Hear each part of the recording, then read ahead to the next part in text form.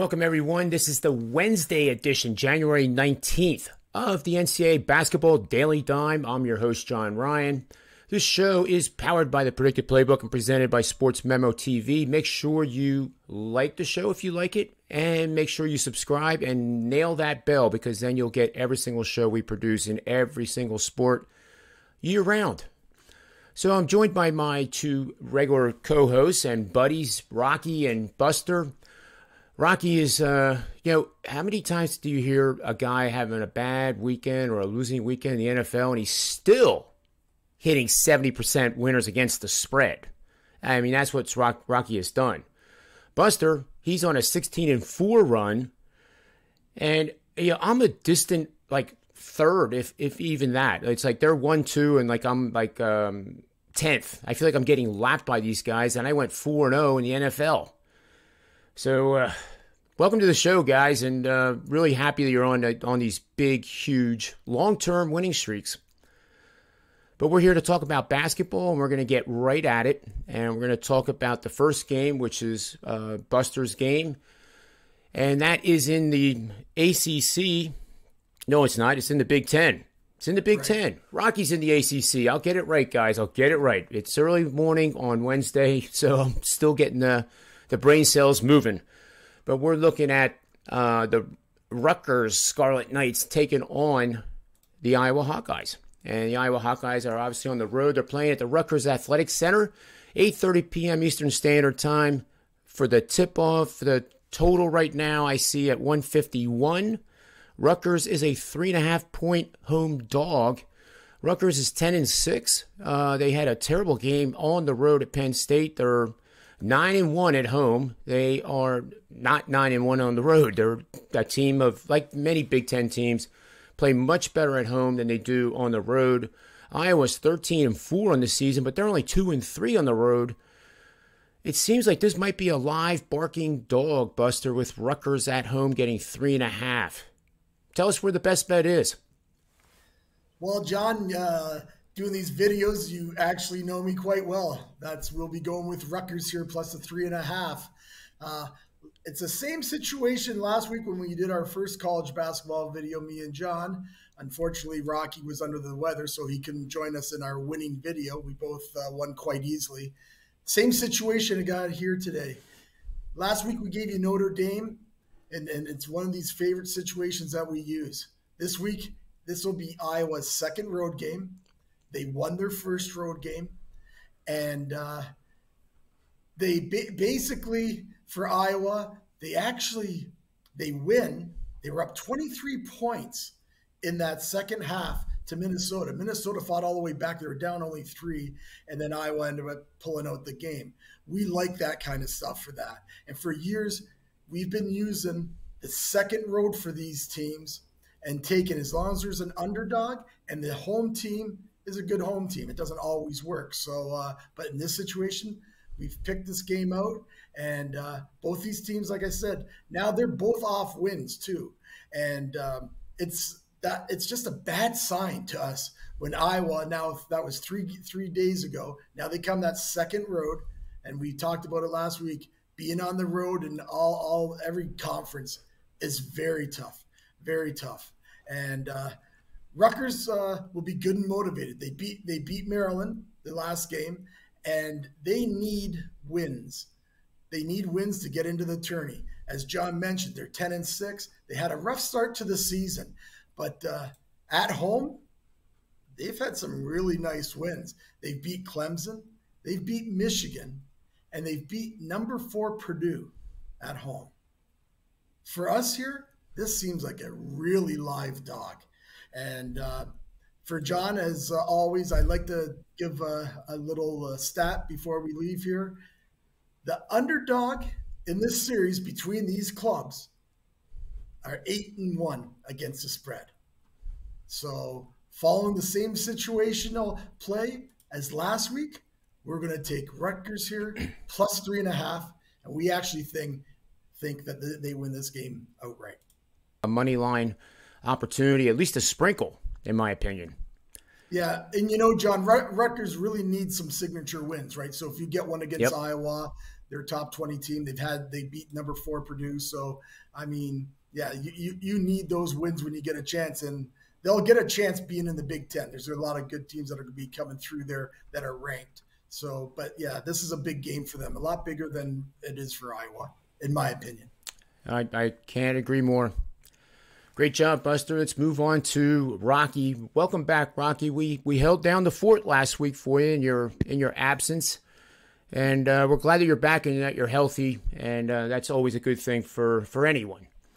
So you're going to be talking about an ACC matchup here at McCamish Pavilion, 7 o'clock Eastern Standard Time for the tip. This is the Wake Forest Demon Deacons, who are currently 6th in the ACC, going up against the Georgia Tech Yellow Jackets. They're currently 15th in the ACC. They are 7-9 on the season, 5-10-1 against the spread, which is terrible.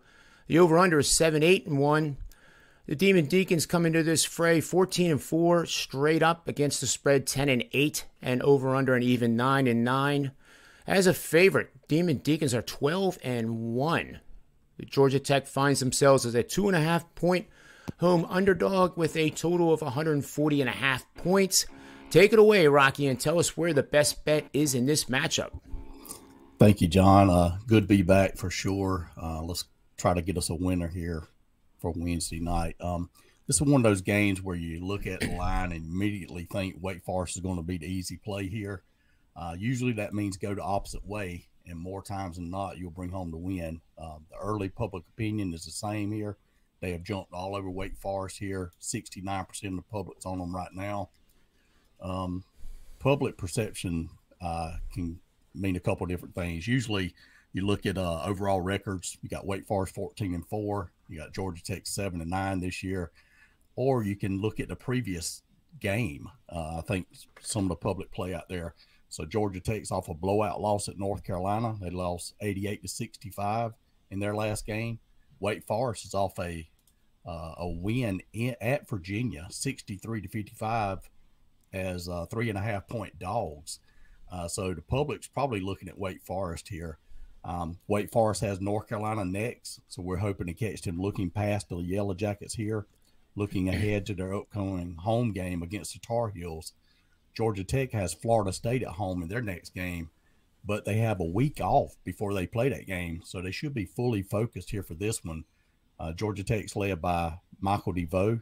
He averages 19.3 points per game, along with Jordan Usher, who's scoring 15.3 points per game this year. Usher also leads the team in rebounding, averaging 7.2 rebounds per game. After missing a few games, center Rodney Howard is probable for this game for the Yellow Jackets. He'll give them a solid inside presence. He leads the team in blocks. He's second on the team in rebounding. So hopefully he'll play tonight. Some trends for this game. Wake Forest is 1-4 against the spread last 5 games after a straight-up win. Wake Forest is 2-8 against the spread last 10 road games against a team with a losing home record. Georgia Tech is 5-1 against the spread last 6 games after a straight-up loss of more than 20 points.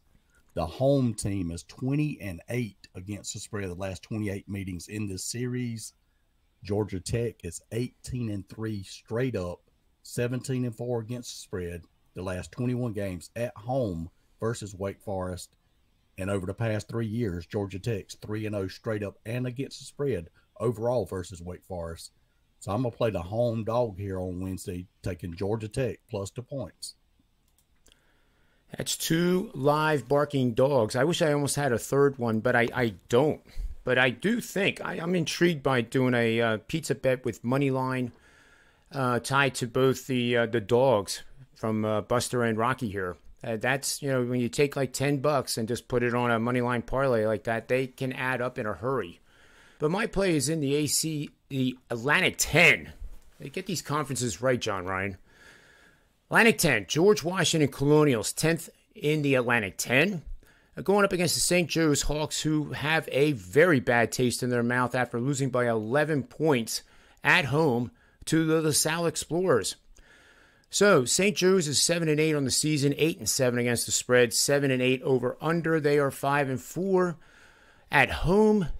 The George Washington Colonials have struggled. They are 5-10, 5-9-1 against the number. The over/under is 6-9. Away, they are a winless 0-5. As an underdog, they're 2-8. So I think you know where I'm already going with this. It is the St. Joe's Hawks. The St. Joe's Hawks have so many advantages when you look at the performance metrics. They only average 71 points per game, but LaSalle is 315th in the nation, averaging 64.9. They are 307th, making just 41% of their field goal attempts. Free throw percentage, they are a dismal 66% from the charity stripe, ranking 316th. Assists per game, they don't move the ball around hardly at all, especially in the half-court offense. 320th, averaging just 11 assists per game. And St. Joe's is not a team that's going to be in the tournament, folks, but they are vastly better than the George Washington Colonials. And they're coming off a loss, like I said, of 11 points to a conference rival and also Philadelphia, Big Five rival. So I think they're going to have an increased focus in tonight's game, and it's backed by what I know Rocky and Buster, especially Buster, like some of my angles. So the angle in this one is you're going to bet against road underdogs, 3.5 to 9.5 points. This line opened at 10. It's now at 9, and I think it will probably drift lower.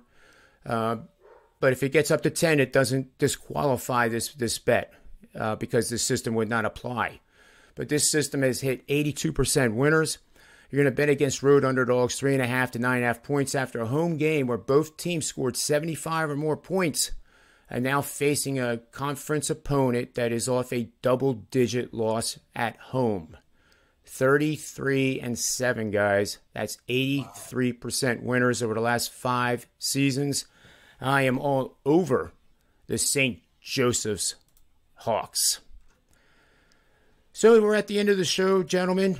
I can't emphasize enough for the people that are listening how much we thank you for watching our shows, and seeing our growth rate go up exponentially is just amazing. It makes us more motivated to give you more content because we know that you appreciate it and we appreciate you.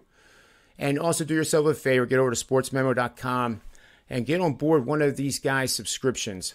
They're running hot. As I said, Buster's 16-4 in the NFL. The last 20 is ridiculous. Rocky, 70% after a losing weekend. I mean, how many losing weekends do you think the guy had to be at 70% for the season? So, when guys like this have a losing weekend, you want to get on board. That's when you want to get on board. So, that'll end the show, guys. So, on behalf of sportsmemo.com, the predicted playbook, always remember, bet with your head, not over it, and may all the wins be yours.